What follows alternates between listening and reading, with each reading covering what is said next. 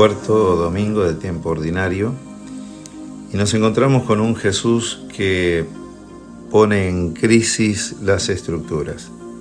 Y es así porque Jesús venía de Nazaret, un pueblo pequeño, pero se va acercando a las ciudades como más pobladas, ¿no? Porque Nazaret era un lugar donde no había mucha gente. Llega a Cafarnaún, el domingo pasado veíamos cómo Jesús va llamando a los discípulos y ahora entrando en la ciudad es día sábado y entra en la sinagoga a enseñar.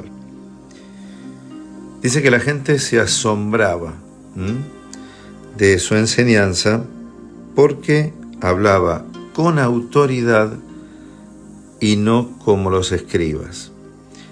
¿Qué era un escriba? Un escriba era alguien que había estudiado mucho la tradición y era un custodio de la tradición. Es más, incluso era el único que podía tomar algún criterio de discernimiento para hacer algo en caso de que contradijera la tradición. Solo lo podía autorizar un escriba, quiere decir que tenía mucha autoridad. Sin embargo, Jesús entra en la sinagoga y enseña, y su manera de hablar le da autoridad. ¿Qué puede haber sido lo que le dio autoridad? Bueno, cuando nosotros percibimos a alguien que sabe mucho, lo respetamos porque sabe mucho. Cuando vemos una persona que vive lo que dice, su palabra tiene más autoridad. Basta saber y reconocer en personas que valoramos, incluso santos que hemos conocido, como su palabra, que podía ser muy parecida a la de otros, en su boca, en su cuerpo, dichas de su lugar, no toman autoridad. Creo que la coherencia es la que da autoridad a la palabra. Por supuesto que si hay elocuencia, si hay sabiduría, si hay un montón de cosas, por supuesto que ayudan. Pero nos damos cuenta cuando la palabra de una persona es lo que la persona vive y eso es lo que da autoridad. Y es así como dice que también había en esa sinagoga un hombre que tenía un espíritu inmundo. Pareciera que ese hombre con espíritu inmundo estaba, ¿no? Participaba habitualmente, no dice ese día, dice estaba en la sinagoga, quiere decir que era una persona conocida, y es allí que comienza como a manifestarse, ¿no? Bueno, esta manifestación lo primero que le dice es ¿qué tienes que ver con nosotros? Ese nosotros plural pareciera que tanto puede hablar de demonios, como puede hablar también de cuántas veces también la fe se nos pone en crisis y decimos, ¿qué tiene que ver Dios en mi vida, no? Y la fe nos pone en crisis. Porque cuando alguien tiene autoridad nos pone en crisis, porque no estamos viviendo como esa persona, ¿no? Lo que dice. Entonces, la crisis puede tener en la comunidad estas características, ¿no? Una primera que tiene que ver con nosotros. ¿Qué tiene que ver Dios con la vida cotidiana de todos?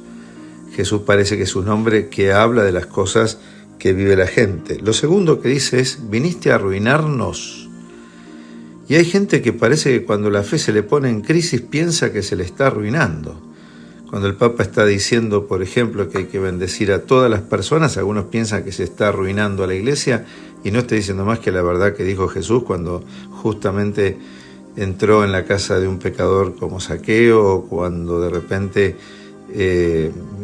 bendice a Judas sabiendo que era un ladrón y dándole la oportunidad que estuviera allí y entrando en la vida irregular de una prostituta para defenderla delante de todo el mundo, y mucho más cuando se atreve a decir que publicanos, pecadores y prostitutas entrarán al reino antes que muchos otros religiosos. Evidentemente las palabras de Jesús ponen en crisis y dicen, veniste a arruinar nuestra tradición, nuestra fe, la vida de nuestro pueblo. Bueno, y esto muchos cuando entran en crisis piensan que le están arruinando, cuando en realidad lo que está haciendo Jesús es reinterpretando y acercando al verdadero Dios que Él encarna. ¿Bien? Y bueno, sé quién eres, el santo de Dios. Bueno, parece mentira, ¿no? Aún los impuros saben perfectamente la doctrina, la afirmación es muy fuerte. Sí, pero no la viven. Sé quién eres el santo de Dios. Y entonces, ¿por qué no santificas tu vida? ¿Por qué no la cambias? Y sin embargo, es porque sabiendo no se convierte. El espíritu inmundo, dice, lo retorció violentamente, dio un grito muy fuerte y salió de él. Y todos se preguntan estupefactos, ¿qué es esto? Incluso dicen, una doctrina nueva, una nueva enseñanza. Fíjense, a veces las transformaciones de la vida se dan, la conversión de la vida se da por una nueva manera de comprender la fe, ¿no? Y de comprender la enseñanza tradicional que hemos recibido, como le pasó a esa gente que la tradición no le faltaba. Pero esa tradición había que entenderla de un modo nuevo, no abolirla, como dijo, yo no vine a abolir la ley, vine a darle cumplimiento, vine a decirles cómo se cumple la ley, porque ustedes la están aplicando mal. Y bueno, parecía una enseñanza nueva, incluso tiene autoridad para expulsar espíritus inmundos, los cuales también le obedecen. Bueno, vamos a pedirle a Dios que nos permita asumir las crisis en las que a veces el mismo mensaje de Jesús nos puede poner. Es más, creo que no hay crecimiento en la fe sin crisis, sin gritos, sin estas preguntas, ¿no? Al interno incluso de la comunidad. Todo esto pasa dentro de la sinagoga.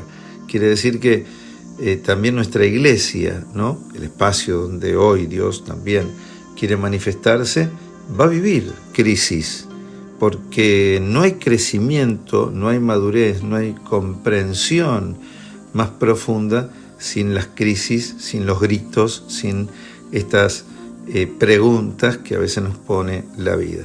El Señor nos purifique también nuestros corazones, nos purifique como iglesia y nos permita ser una iglesia al servicio del mundo, del pueblo de Dios, que permita poner en crisis como a este hombre impuro que antes estaría en la sinagoga como uno más y cuando llega Jesús se despierta y se transforma, ¿no?